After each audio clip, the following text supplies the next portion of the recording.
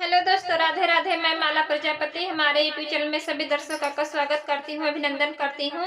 आज मैं एक बहुत ही प्यारा कहराना गीत लेकर आई हूँ। अगर आप सभी को अच्छा लगे तो प्लीज लाइक करना, कमेंट करना और मेरे चैनल को सब्सक्राइब करना।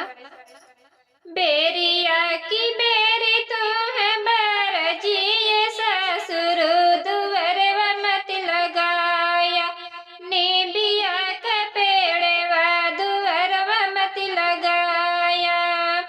बेरिया की बेरी तू है बरजी ससुर दुवर मत लगाया, निबिया का पेड़ दुवर मत लगाया।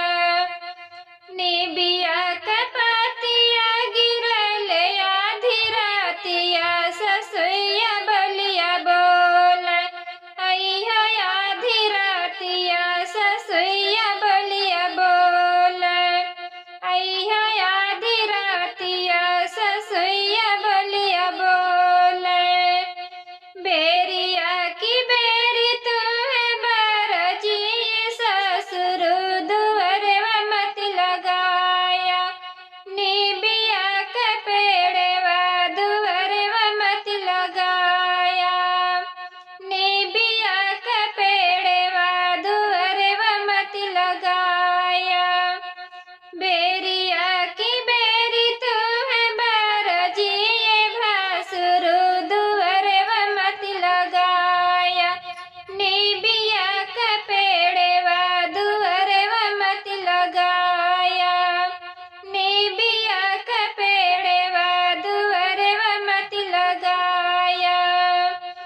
निबिया का पातिया झरल आधी रातिया, जेठनिया बलिया बोल अइहा आधी रातिया, जेठनिया बलिया बोल अइहा आधी रातिया, जेठनिया बलिया बोल।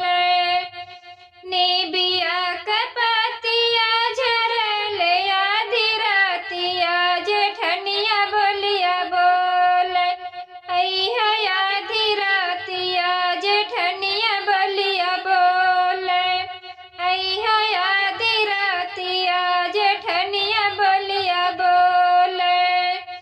बेरिया की बेरी तू है बरजी देवरू दुवर मत लगाया, निबिया का पेड़ दुवर मत लगाया, निबिया का पेड़ दुवर मत लगाया।